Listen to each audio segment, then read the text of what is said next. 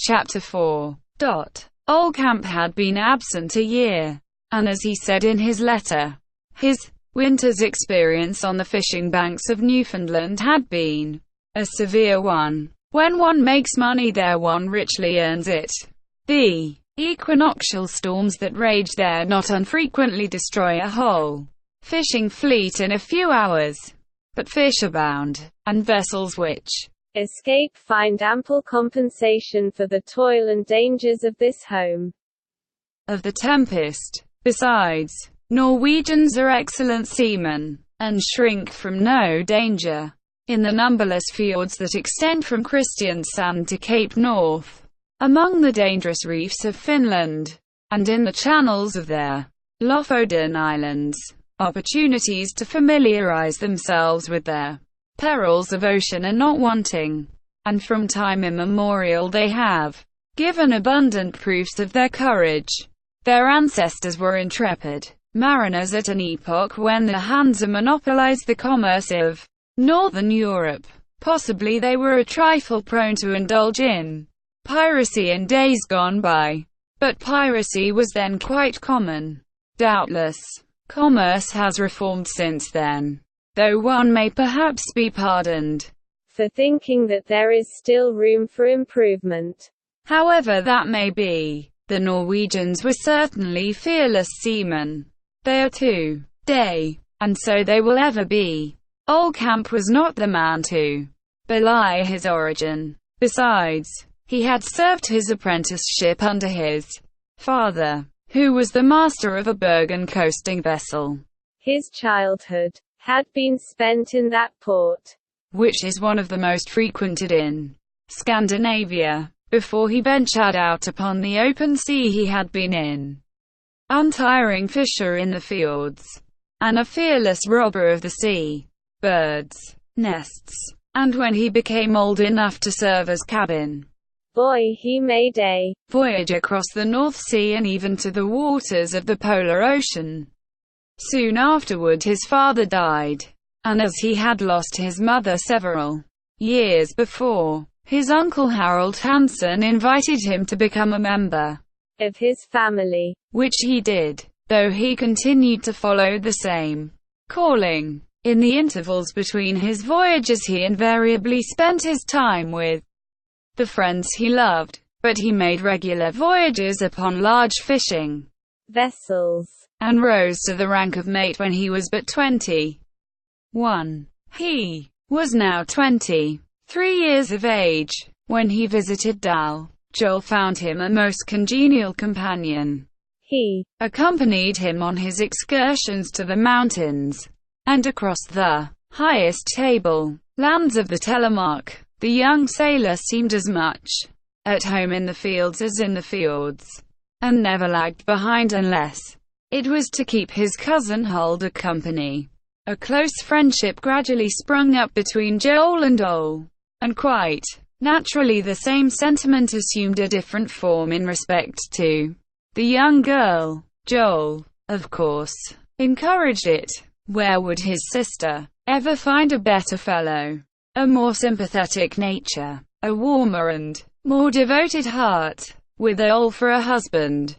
Hulda's happiness was assured, so it was with the entire approval of her mother and brother that the young girl followed the natural promptings of her heart. Though these people of the north are undemonstrative, they must not be accused of a want of sensibility. No, it is only their way, and perhaps their way is as good as any other.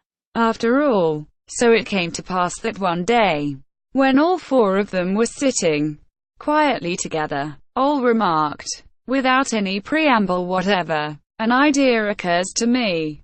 Hulda." "What is it?" "It seems to me that we ought to marry." "I think so too." "And so do I," added Dame Hansen as coolly as if the matter had been under discussion for some time. "I agree with you," remarked Joel, "and in that case I shall naturally become your brother-in-law." "Yes," said Ole, "but it is probable that I shall only love you there better for it." "That is very possible. We have your consent, then." "Upon my word, Nothing would please me better, replied Joel. So it is decided, Huldah? Inquired Dame Hanson. Yes, mother, replied the girl, quietly. You are really willing? Asked Joel. I have loved you a long time, Huldah, without saying so. And are you? Oh, how it came about, I really do not know.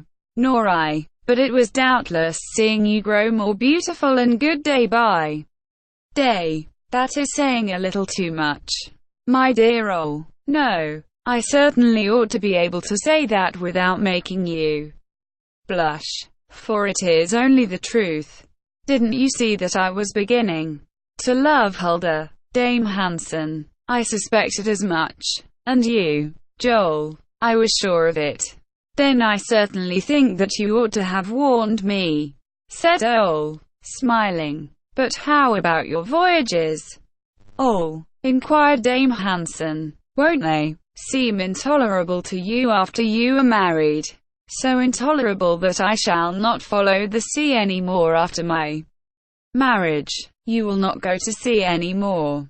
No, Huldah. Do you think it would be possible for me to leave you for months at a time? So this is to be your last voyage? Yes, and if we have tolerable luck, this voyage will yield me quite a snug little sum of money. For Holt brothers have promised me a share in the profits. They are good men, remarked Joel. The best men living, replied Ole, and well known and highly respected by all the sailors of Bergen. But what do you expect to do after ye cease to follow the sea, my dear Ole? Inquired Huldah. I shall go into partnership with Joel in his business. I have pretty good legs, and if they are not good enough, I will improve them by going into regular training. Besides, I have thought of a plan which will not prove a bad one perhaps.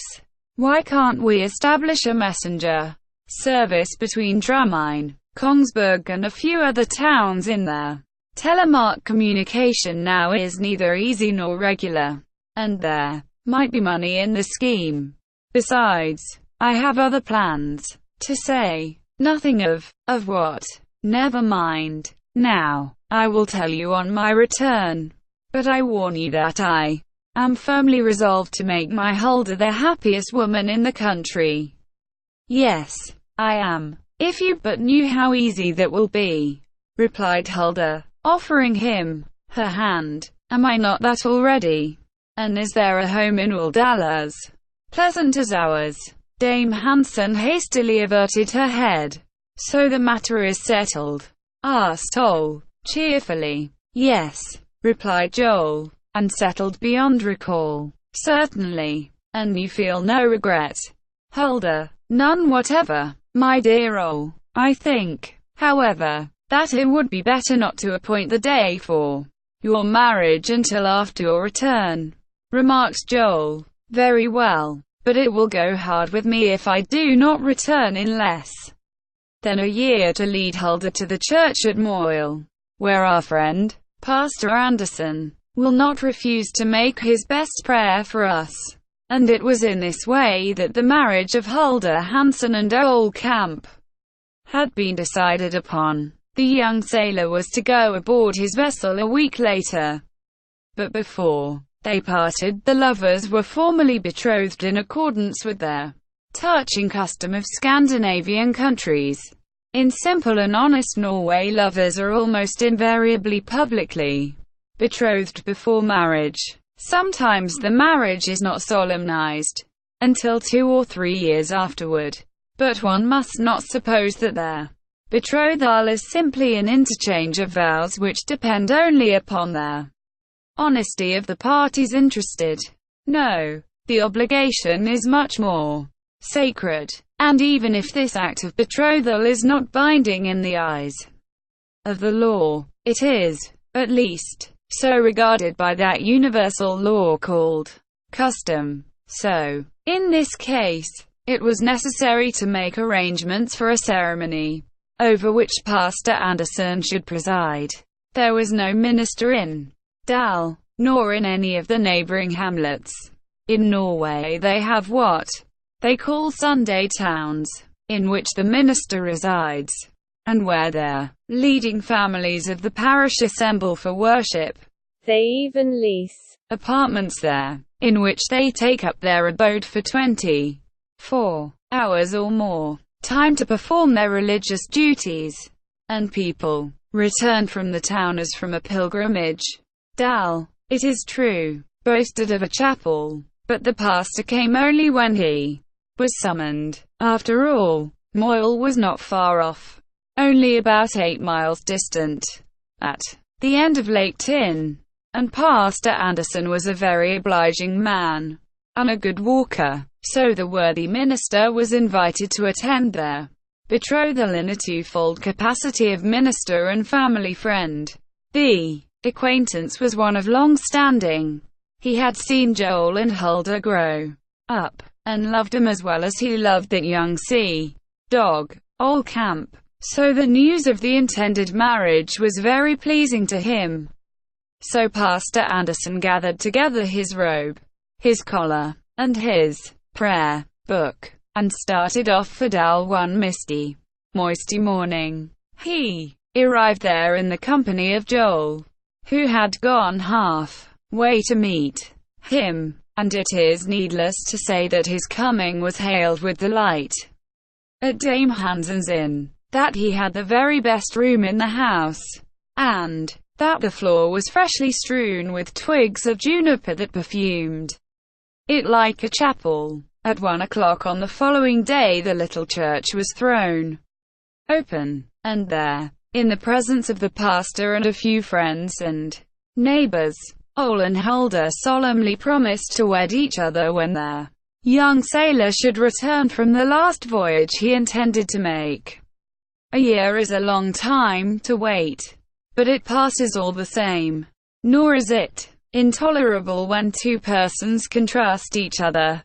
And now Ole could not, without good cause, forsake her to whom he had plotted his troth, nor could Huldah retract the promise she had given to Ole. And if Ole had not left Norway a few days after the betrothal, he might have profited by the incontestable right it gave him to visit the young girl whenever he pleased, to write to her whenever he chose, walk out with her arm in arm, unaccompanied by any member of their family, and enjoy a preference over all others in the dances that form a part of all fetes and ceremonies. But Ole Camp had been obliged to return to Bergen, and 1 week afterward the Viking set sail for the fishing banks of Newfoundland, and Huldah could only look forward to the letters which her betrothed had promised to send her by every mail. And these impatiently expected letters never failed her, and always brought a ray of happiness to the house which seemed so gloomy. After the departure of one of its inmates, the voyage was safely accomplished. The fishing proved excellent, and the profits promised to be large. Besides, at the end of each letter, Ole always referred to a certain secret, and of the fortune it was sure to bring him. It was a secret that Huldah would have been glad to know, and Dame Hansen, too, for reasons one would not have been likely to suspect. Dame Hansen seemed to have become even more gloomy and anxious and reticent than ever, and a circumstance which she did not see fit to mention to her children increased her anxiety very considerably.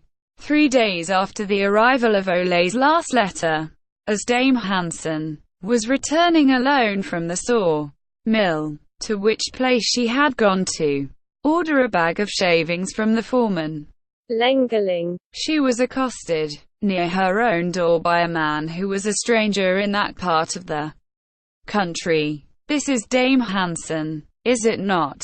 he inquired. "Yes," was the reply. "That doesn't matter," rejoined the man. "I arrived here only this morning from Drammen, and am now on my way back from Drammen," repeated Dame Hansen, quickly. "You are acquainted, I think, with a certain Monsieur Sandgoist?" Who lives there, Monsieur Sangoist? Repeated Dame Hanson, whose face paled at their name. Yes, I know him. Ah. Well, when Monsieur Sangoist heard that I was coming to Dal, he asked me to give his respects to you. Was that all? And to say to you that it was more than probable that he would pay you a visit next month. Good health to you, and good evening, Dame Hanson.